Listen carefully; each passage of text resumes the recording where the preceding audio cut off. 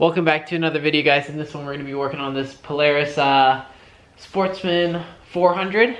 So yeah, let's get right into this video.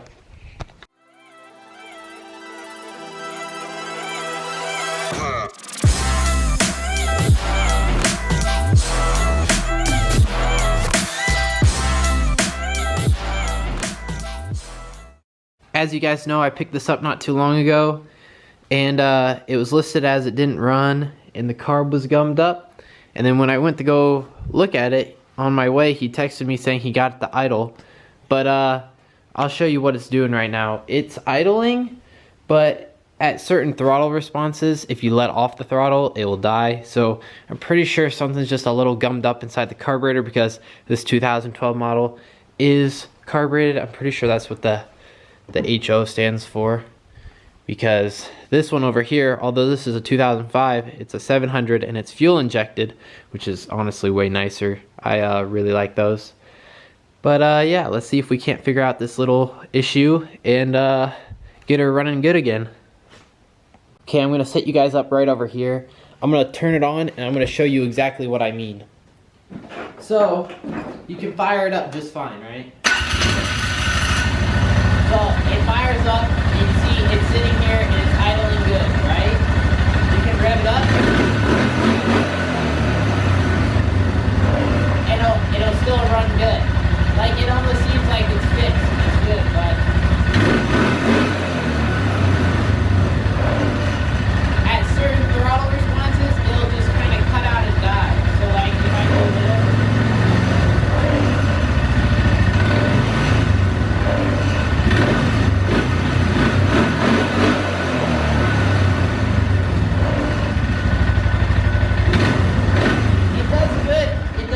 you see there's a perfect example. It does good sometimes, but like sometimes it just cuts out and dies. So we're gonna fix that issue and we're gonna make her run minty again. So yeah, see, fire right back up, idle. You see, there you go, there. You see, at certain throttle responses it will die, and at certain ones it will just choose to idle still. I don't know why. Probably something's gummed up in the jets or something. So let's attempt to get that carburetor off and give her a look and see what's clogged up. Also, if you're running your machine inside your garage, make sure your door is open. And yeah, let's take off this seat. And right here we got our air intake. There's our intake tube. Oh, we're gonna be able to see what the carburetor. There you go. Carb is right there. So I'm going to remove all these things in the way and hopefully wiggle it out the side. That's the goal. Let's see if I can do it. So here's the carburetor.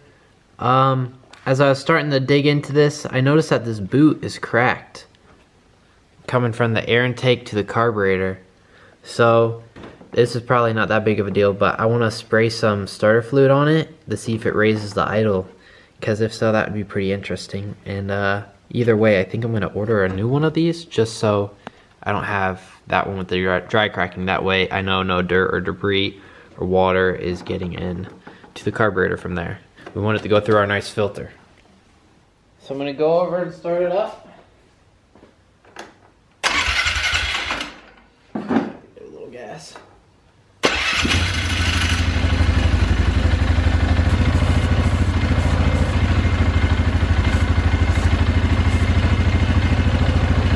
Hear that? There's a very faint change. Ready? You see? It just toned down a little. If I do it again.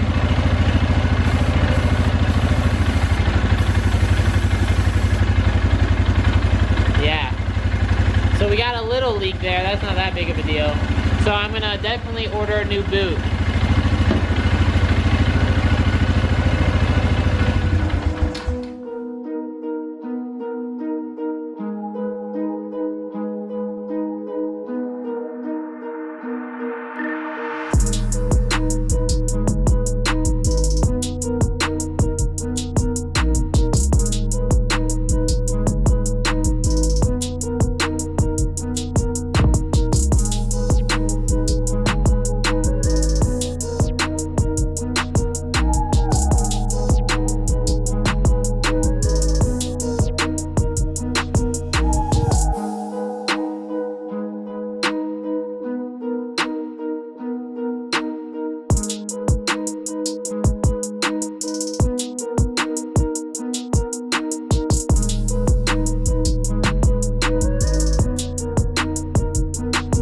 Okay guys, so I struggled with this part a little, but I figured it out. So what I had to do was, I know you can't just loosen this. You got, well, you do have to loosen this, but there's a cable inside here. So as you saw, I turned the carburetor sideways, and then you're gonna pull this up so you get all this slack, but when you do so, you wanna hold on to the wire.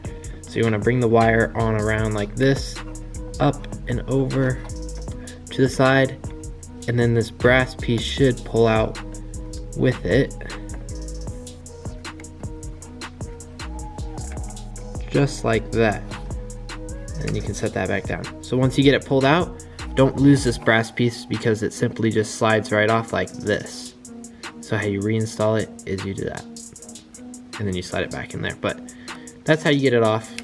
I struggled for just a hot minute, so I wanted to make sure that you guys understood it. So now I'm gonna get my wrench on here and loosen her off.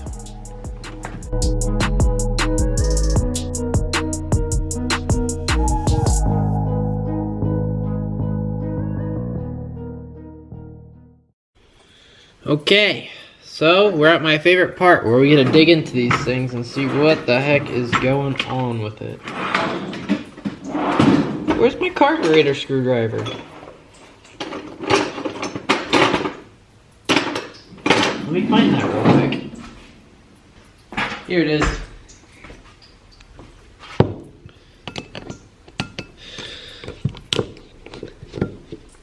Oh, that's not good.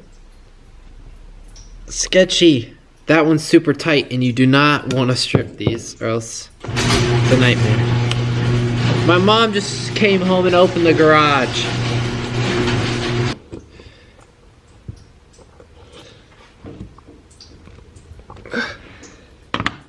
So we got two that don't want to come out. I think I have a special tool for this. Let me go grab it. This is a heavy-duty impact screwdriver kit. Who doesn't have one of these? Let's put it in the vise. I swear if this works, I'm gonna be so happy. And then we just hit it. Hammer. Hammer time.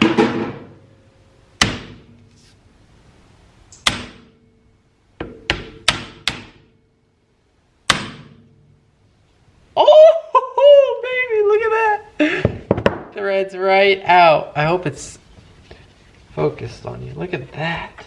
Now this one was stuck too. Let's see what we can do. Let's hit it.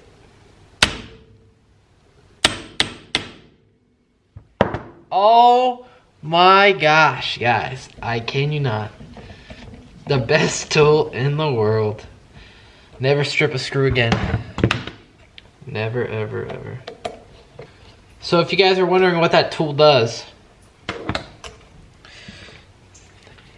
it's an impact screwdriver. So you hit this with a hammer and then it pivots this. So it barely rotates it. So as it has the impact force going down, it also rotates. So it breaks it free without it stripping. So that's pretty amazing. I'm happy with that. Ooh. Whoa, my gosh, it's dirty in there. So there's our metering. This is our metering rod right here. This is what goes down in the main jet. So yeah, look how dirty it is in there. That's no good.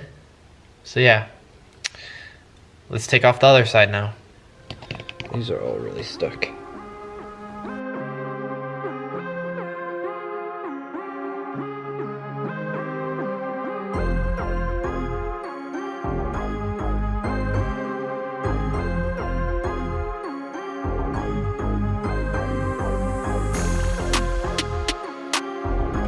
I never thought this would come in handy for carburetors, but it does. It's really good on brake rotors that have those screws.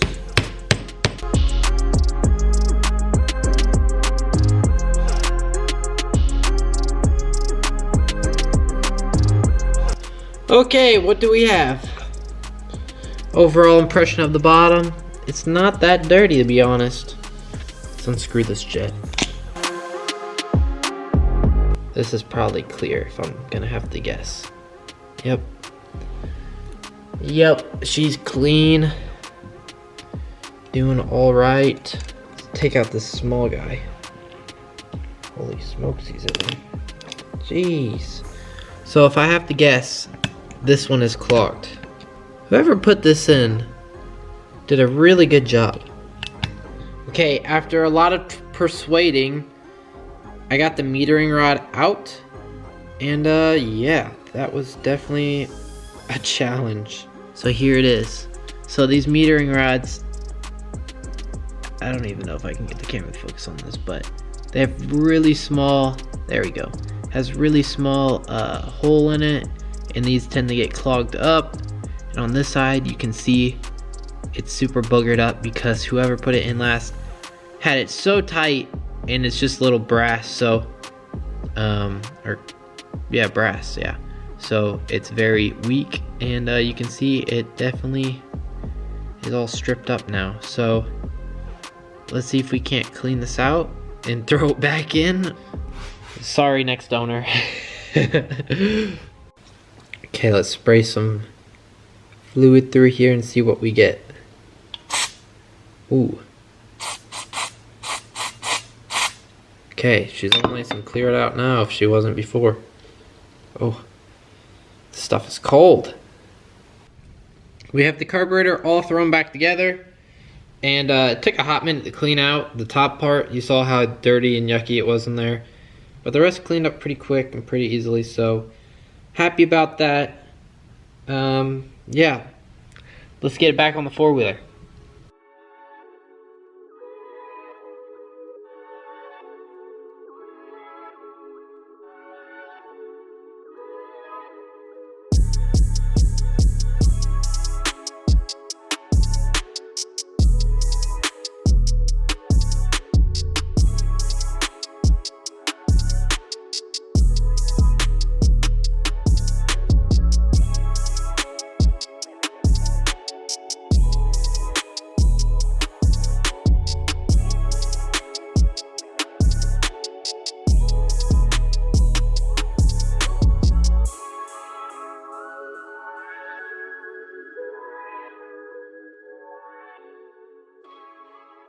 So I got everything buttoned back up, so yeah.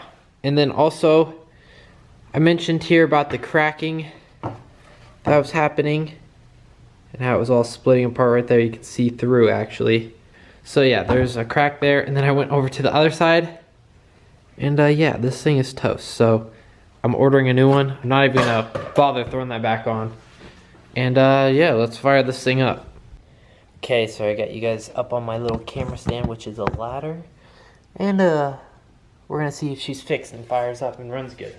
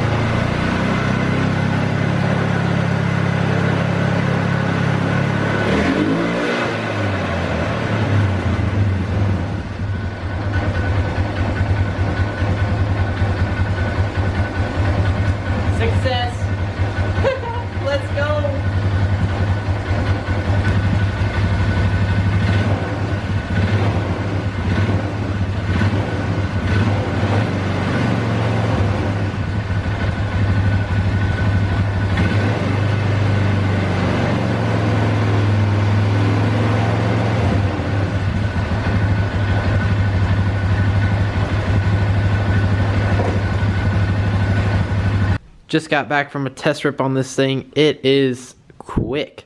For that being a 700 and this being a 400, I don't know if they did any changes to the clutch or something, or the, not the clutch, but the, oh yeah, the clutch thing, the primary spring thing that is on the belt driven thing. You guys get what I mean. It is not far off from that. This is definitely still faster, but this would be right on its tail, I'm telling you. So yeah, it didn't die on me at all. I got the idle around 1400 RPMs, so I think that's pretty good. It sounds really good. And now we're just gonna order that boot so I can connect it to the air filter again and then clean out this air box. It's kind of nasty. So yeah, super happy. It should start up pretty easily now. Listen to that. I don't know why it grinds the starters on these. It does it on both. It's a Polaris thing. You'll turn the key slightly and then it will hold the starter in way longer. If any of you guys know, leave it down in the comments. But yeah, she runs smooth. Heck yeah. I'm so happy. And it was just a little clogged pilot screw. So yeah, let's see here. What was I gonna do? I was going to, oh yeah, so now we don't have front brakes. We have rear brakes, not front. So I'm gonna take this little cover off. I'm pretty sure there's no fluid in here. There's no resistance to this lever at all. So maybe I'll pour some fluid in here and we'll get some pressure, and that's all I have to do. Worst case, I need a new one of these. The dude never dug into it. He said his friends borrowed it, he got it back, the front brakes didn't work, and then he just never really cared. So yeah, let's try and address that. Just what I thought. Completely bone dry in there. So let's try pouring some fluid in here and seeing what happens.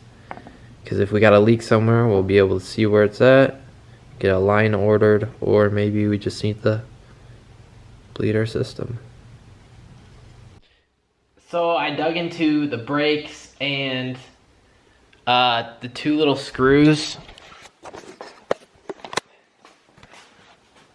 right there. On disassembly, I broke the stud on that one, and so I got my tap out and drilled it out and then re-tapped it, whatever. And then I went to reinstall. That one threaded in good, and when I threaded in that one, it snapped. So I had to drill and tap that side, and now I got both of them back on, and they're both really tight, but I think there's something messed up with the seal here on here, because when I use the brakes, I see little air bubbles. Here, let me see if I can just zoom in for you. Come on, focus. You see that little air bubble right there?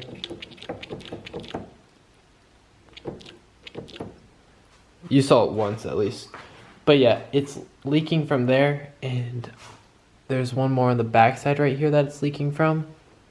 So, sorry, this camera.